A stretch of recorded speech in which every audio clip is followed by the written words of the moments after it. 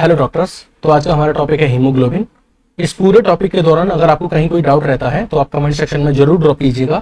हम कोशिश करेंगे कि हम जल्दी से जल्दी आपके सारे डाउट्स के सॉल्यूशन दे पाए। ठीक है, चलिए स्टार्ट करते हैं आज का अपना टॉपिक हीमोग्लोबिन। सबसे पहले जानते हैं कि हीमोग्लोबिन होता क्या है। ठीक है, चलिए। आपको पता है कि आपकी बॉडी में एक फ्लूइड होता है जिसको हम बोलते हैं ब्लड।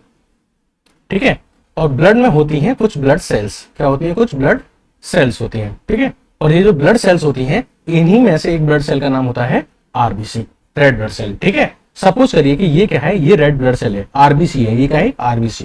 ठीक है, तो जब हम अब आरबीसी को स्टडी करते हैं तो हम ये पता करते हैं, ये देखते हैं कि जो आरबीसी का जो मैक्सिमम पोर्शन है, आरबीसी का, रेड ब्लड सेल का जो मैक्सिमम हिस्सा है, इस हिस्से में भरा हुआ है एक रेड कलर का मैटर। यानी ये जो आपकी आरबीसी है इसके अंदर एक रेड कलर का क्या भरा हुआ है? मैटर भरा हुआ है, रेड कलर का सब्सटेंस भरा हुआ है इस आरबीसी के अंदर।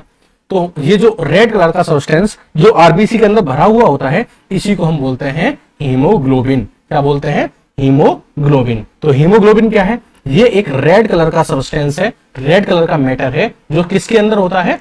आरबीसी के अंदर होता है। किसके अंदर होता है? आरबीसी के अंदर होता है। तो जब साइंटिस्ट ने हीमोग्लोबिन देखा तो उन्होंने उनके दिमाग में ये आया, चलो इसकी बायोकेमिस्ट्री पढ़ते हैं, ये पता करते हैं कि ये जो हीमोग्लोबिन है ये कोई कार्बोहाइड्रेट है, फैट है, प्रोटीन है, विटामिन है, मिनरल है, आखिर ये है क्या चीज। तो जब इसकी बायोकेमिस्ट्री स्टडी की गई तो पता चला कि ये बेसिकली एक कॉन्जुगेट प्रोटीन है। क्या है ये? बेसिकली एक कॉन्जुगेटेड प्रोटीन है। अब कॉन्जुगेटेड प्रोटीन क्या होता है? देखो, अगर किसी प्रोटीन के अंदर किसी भी प्रोटीन, जो प्रोटीन होती है किससे मिलकर बनी होती है? अमीनो एसिड से। किससे? अमीनो एसिड से मिलकर बनी होती है।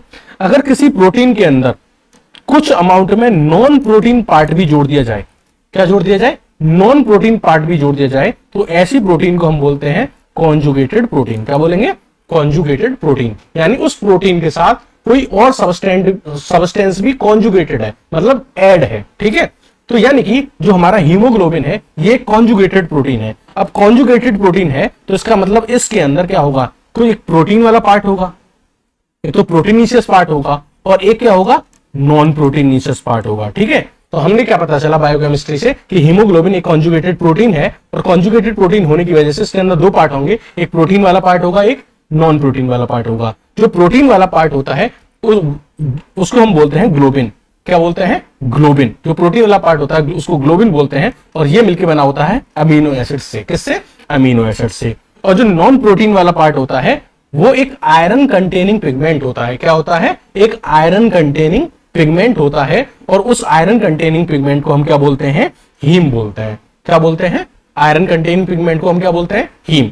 तो हीम और ग्लोबिन दोनों को मिला के क्या बनता है? हीमोग्लोबिन। तो आपको क्या समझ में आया कि हीमोग्लोबिन एक कॉन्जुगेटेड प्रोटीन है, और कॉन्जुगेटेड प्रोटीन होने की वजह से इसमें दो पार्ट होंगे, एक होगा प्रोटीन पार्ट और एक होगा नॉन प्रोटीन पार्ट।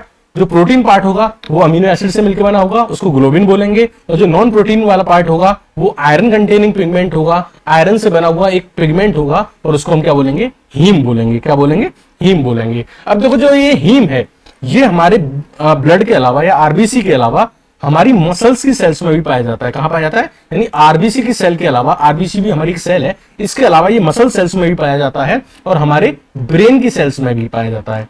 ठीक है, ब्रेन की सेल्स में भी पाया जाता है। ठीक है, तो जब ये मसल की सेल्स में पाया जाता है तब इसको हम मायोग्लोबिन बोलते हैं। क्या बोलते हैं? मायोग्लोबिन बोलते हैं। क्या बोलते हैं? मायोग्लोबिन। और जब ये हमारी ब्रेन की सेल में पाया जाता है तब हम इसको बोलते हैं न्यूरोग्लोबिन। क्या बोलते हैं? न्यूरोग्लोबिन। अब देखो, ये जो आपका हीम है, चाहे ये आपकी आरबीसी में हो, चाहे आपकी मसल की सेल में हो, और चाहे आपकी ब्रेन की सेल में हो, ये कहीं भी हो, इसका फंक्शन एक ही रहेगा, ऑक्सीजन को ट्रांसपोर्ट करने का या फिर गैसेस को ट्रांसपोर्ट करने का। आप एक तरीके से ये गैसियस ट्रांसपोर्ट। ठीक है, mainly oxygen and carbon dioxide. तो ये मसल्स में और ब्रेन में का मेन काम क्या होता है? ऑक्सीजन का ट्रांसपोर्ट करना। ठीक है, तो अब हमने क्या समझा कि हीमोग्लोबिन जो है कॉन्जुगेट प्रोटीन, इसके दो पार्ट, एक तो नॉन प्रोटीन पार्ट हीम और प्रोटीन पार्ट ग्लोबिन। इन दोनों पार्ट्स को हम थोड़ा डिटेल में डिस्कस करेंगे। सबसे पहले हम आते हैं हीम के पास। तो हीम क्या है? ये एक्चुअली में नॉन प्रोटीन पार्ट है। क्या है? नॉन प्रोटीनिशियस पार्ट है किसका? हीमोग्लोबिन का। ठीक है, हीमोग्लोबिन क्या है? Conjugated protein. तो हीमोग्लोबिन जो एक कॉन्जुगेटेड प्रोटीन है उसका जो नॉन प्रोटीनिशियस पार्ट होता है वो क्या होता है? हीम। और हीम क्या होता है? ये एक आयरन कंटेनिंग पिगमेंट होता है। क्या होता है? आयरन कंटेनिंग पिगमेंट होता है। ठीक है, अब पिगमेंट है और आयरन कंटेनिंग है, तो हमने पता चला, जब हमने हीम की बायोकेमिस्ट्री पता की तो हमें पता चला कि हीम में दो पार्ट्स होते हैं, एक होता है आयरन और एक होता है पोरफायरिन। क्या होता है? पोरफायरिन। जो आयरन होता है वो बेसिकली इसमें Fe+2 की फॉर्म में रहता है। ठीक है, जिसको हम बोलते हैं फेरस। क्या बोलते हैं? फेरस। ये फेरस फॉर्म में रहता है। तो ये फॉर्म जो होती है ये अनस्टेबल होती है। अब आप कहेंगे कि अनस्टेबल तो हमारे लिए बेकार है। नहीं, अनस्टेबल यहां हमारे लिए अच्छा है। अनस्टेबल होना हमारे लिए अच्छा है। क्यों अच्छा है ये समझिए, उसको ऐसे समझिए, मान लीजिए आपके लंग्स है और ये आपका टिश्यू है। बेसिकली हीमोग्लोबिन का काम क्या होता है? हीमोग्लोबिन का आप कीजिए, हीम वाला जो पार्ट है इसका काम क्या होता है? हीमोग्लोबिन अपने साथ ऑक्सीजन को जोड़ता है और बन जाता है ऑक्सी हीमोग्लोबिन। क्या बन जाता है? Oxy haemoglobin. फिर ये ऑक्सी हीमोग्लोबिन यहां जाके टिश्यू पे जाके वापस टूट जाता है। किसमें? वापस किसमें टूट जाएगा? हीमोग्लोबिन में और ऑक्सीजन में। और फिर ये ऑक्सीजन किसको ट्रांसपोर्ट कर दी जाएगी? इस टिश्यू को ट्रांसपोर्ट कर दी जाएगी। अब एक बात बताओ, अगर इस ऑक्सी हीमोग्लोबिन में स्टेबिलिटी आ जाए, क्या आ जाए? स्टेबिलिटी आ जाए, तो अगर इसके अंदर स्टेबिलिटी आ जाएगी तो ये टिश्यू पे जाके ब्रेक नहीं होगा। जो ये हीमोग्लोबिन और ऑक्सीजन में ब्रेक हुआ है ना, अगर इसके अंदर यही स्टेबिलिटी आ जाती तो ये यहाँ पे टिश्यू पे जाके हीमोग्लोबिन और ऑक्सीजन में टूटता नहीं, और ये यहां अगर ब्रेक डाउन नहीं होगा तो ये टिश्यू को ऑक्सीजन नहीं सप्लाई कर पाएगा। तो हमें क्या चाहिए? हमें चाहिए अनस्टेबल।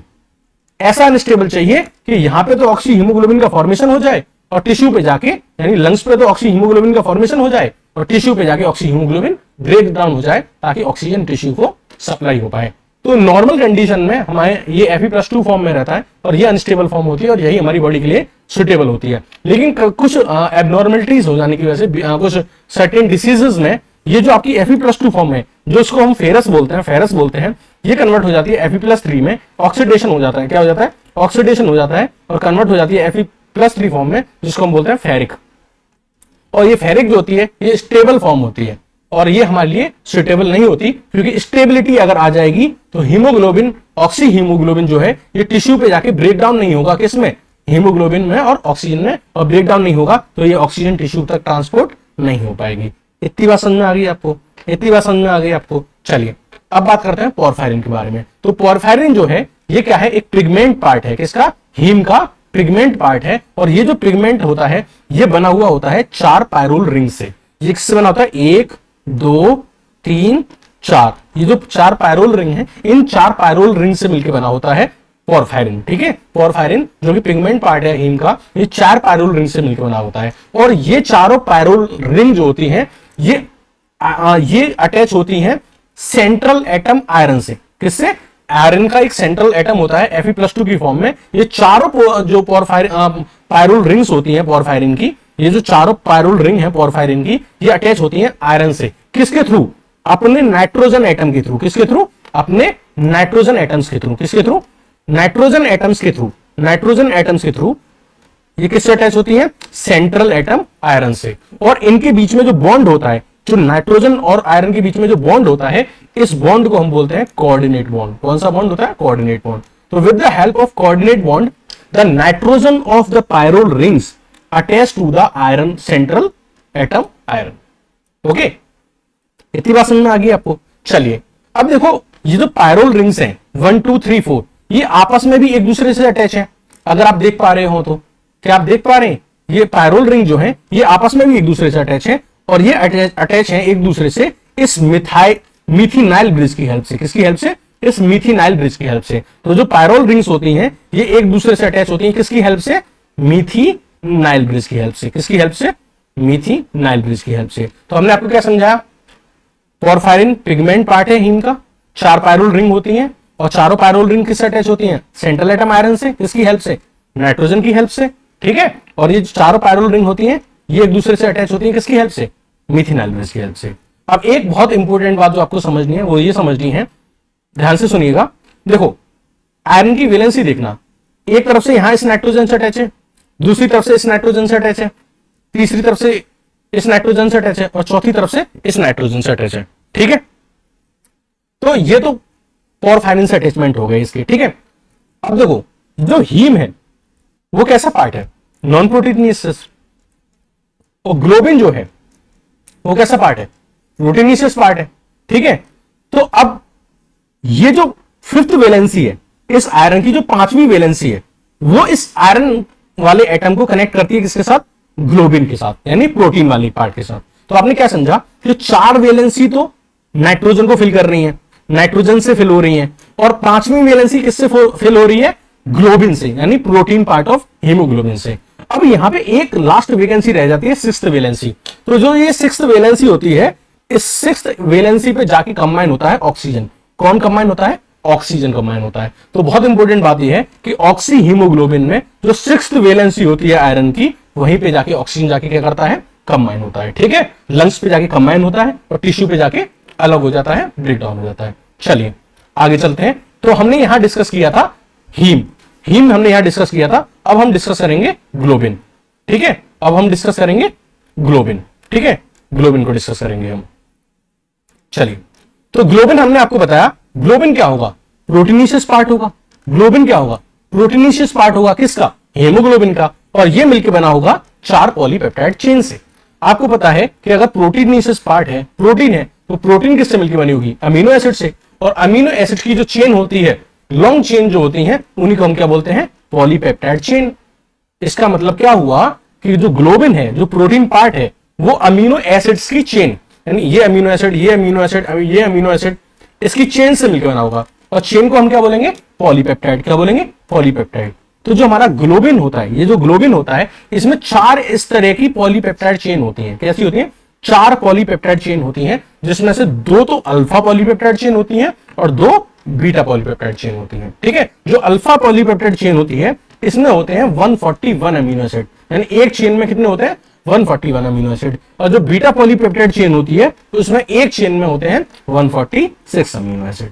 ठीक है, ये जो अल्फा चेन होती है, ये जो अल्फा चेन होती है, इस अल्फा चेन का जो जीन होता है, इस अल्फा चेन है, ये जो अल्फा अमीनो एसिड का जो चेन है, अल्फा चेन जो है पॉलीपेप्टाइड चेन, इसको बनाने वाला जो जीन होता है, वो किस क्रोमोसोम पे प्रेजेंट होता है? 16 क्रोमोसोम पे। आपको पता होगा कि जो जीन होता है, उससे बनता है एमआरएनए, जिसको हम बोलते हैं ट्रांसक्रिप्शन, और इस एमआरएनए से बनता है प्रोटीन। तो ग्लोबिन भी क्या है? एक प्रोटीन है। एक प्रोटीन है तो इसका भी कोई जीन होगा। क्या होगा? जीन होगा। तो इस अल्फा पॉलीपेप्टाइड चेन जो है, इसका जो जीन होता है, वो प्रेजेंट होता है 16 क्रोमोसोम पे। और ये अल्फा पॉलीपेप्टाइड चेन जो होती है, ये 2 जीन के द्वारा कंट्रोल की जाती है, HbA1 और HbA2। इतनी बात समझ में आ गई आपको? इतनी बात समझ में आ गई। चलिए अब बात करते हैं बीटा पॉलीपेप्टाइड चेन के बारे में। जो बीटा पॉलीपेप्टाइड चेन है, इसका जो जीन होता है, वो कहां प्रेजेंट होता है? 11th क्रोमोसोम पे। और ये कंट्रोल की जाती है सिर्फ एक जीन के द्वारा, और उस जीन का नाम होता है HbB। ठीक है, अब हम बात करते हैं टाइप्स ऑफ हीमोग्लोबिन, कि कितने तरह के हीमोग्लोबिन होते हैं। ठीक है, चलिए टाइप्स ऑफ हीमोग्लोबिन। तो हीमोग्लोबिन मेनली 2 तरह के होते हैं, एक वो जो अडल्ट में पाया जाता है, और एक वो जो फीटल स्टेज में पाया जाता है, यानी जब बच्चे का डेवलपमेंट मदर के यूटरस में हो रहा होता है। ठीक है, यानी इंट्रा यूटराइन लाइफ, उसको क्या बोलते हैं? Intra uterine life. जब बेबी का डेवलपमेंट मदर के यूटरस में चल रहा होता है, उसको हम इंट्रा यूटराइन लाइफ बोलते हैं। तो उस टाइम पे हीमोग्लोबिन, और फीटल स्टेज में, और एक जब बेबी डेवलप हो जाता है और डिलीवरी हो जाती है और वो एक अडल्ट में कन्वर्ट हो जाता है, तो अडल्ट टाइम पे जो हीमोग्लोबिन होता है, उसकी स्टडी करें। तो अडल्ट का जो हीमोग्लोबिन होता है, वो भी 4 पॉलीपेप्टाइड चेन से मिलकर बना होता है, और जो फीटस का जो हीमोग्लोबिन होता है, वो भी 4 पॉलीपेप्टाइड चेन से मिलकर बना होता है, बस इनका चेन का नाम अलग है। एडल्ट में जो हीमोग्लोबिन होता है, उसके अंदर होती है 2 अल्फा और 2 बीटा चेन। ठीक है, 2 अल्फा और 2 बीटा चेन। और जो फीटस होता है, उसके अंदर जो पॉलीपेप्टाइड चेन होती है, उनको हम बोलते हैं 2 अल्फा एंड 2 गामा चेन। तो यहां सिर्फ डिफरेंस गामा चेन का होता है। एडल्ट के अंदर होता है 2 अल्फा और 2 बीटा चेन, और फीटस के अंदर होती है 2 अल्फा और 2 गामा चेन। अब देखो, फीटस के अंदर जो एफिनिटी होती है, जो ये वाला हीमोग्लोबिन है, फीटस वाला हीमोग्लोबिन है, इसकी एफिनिटी ऑक्सीजन के साथ कंबाइन होने की वो ज्यादा होती है as compare to adult haemoglobin. तो इसकी मोर ज्यादा होती है किसके कंपैरिजन में? एडल्ट की हीमोग्लोबिन है। तो फंक्शनली अगर हम फंक्शन के तौर पे देखें, स्ट्रक्चर देखें, तो स्ट्रक्चर में तो ये है कि यहां होंगी 2 अल्फा 2 बीटा, और यहां देखें तो 2 अल्फा 2 गामा। लेकिन अगर हम फंक्शन के तौर पे देखें, तो एडल्ट जो फीटस का हीमोग्लोबिन होता है, वो ज्यादा एफिनिटी रखता है ऑक्सीजन के एज कंपेयर टू एडल्ट के हीमोग्लोबिन के। ठीक है, चलो अब हम बात करते हैं कितना हीमोग्लोबिन पाया जाता है। ठीक है, नॉर्मल अमाउंट की बात करें तो जब एक बेबी का बर्थ होता है, जब एक बेबी का बर्थ होता है तब उसकी बॉडी के अंदर पाया जाता है at the time of birth 14 to 24 gram per 100 ml, यानी 100 ml ब्लड में उसकी बॉडी के अंदर 14 से 24 ग्राम हीमोग्लोबिन पाया जाएगा। अगर आप एक एडल्ट मेल के बारे में बात करें, ये डेटा बहुत इंपॉर्टेंट है, आप इनको जरूर याद रखिएगा, वाइवा वगैरह में और डिफरेंट एग्जाम में पूछे जाते हैं। अगर आप एडल्ट मेल के बारे में बात करें तो एडल्ट मेल के अंदर पाया जाता है 14 to 16 gram, 14 to 60 gram per 100 ml। और अगर फीमेल की बात करें, एडल्ट फीमेल में थोड़ा कम होता है, it is from 12 to 15 gram per 100 ml in adult female. कम इसलिए होता है क्योंकि फीमेल में मेंस्ट्रुअल साइकिल का कंटिन्यूएशन रहता है और मेंस्ट्रुअल साइकिल की वजह से ब्लड का लॉस होता है और ब्लड की लॉस की वजह से हीमोग्लोबिन का भी लॉस होता है। ठीक है, अब हम बात करते हैं, ये तो नॉर्मल है, ध्यान से सुनना मेरी बात, this is normal, normal amount, normally कितना प्रेजेंट होता है। ठीक है, अगर हम मैक्सिमम लिमिट की बात करें कि किसी एक सेल में मैक्सिमम कितना हीमोग्लोबिन हो सकता है कि इससे ज्यादा पॉसिबल ही ना हो किसी भी सेल में, तो उसकी जो मैक्सिमम मेटाबॉलिक लिमिट होती है हीमोग्लोबिन की आरबीसी के अंदर, वो होती है 34 ग्राम पर 100 ml। ठीक है, this is metabolic limit of haemoglobin. Normal amount याद रखना, मेल में 14 टू 16 ग्राम पर 100 ml और फीमेल में 12 टू 15 ग्राम पर 100 ml। ठीक है, तो ये था हीमोग्लोबिन। नेक्स्ट लेक्चर में हम डिस्कस करेंगे function of haemoglobin. Thank you and have a nice day.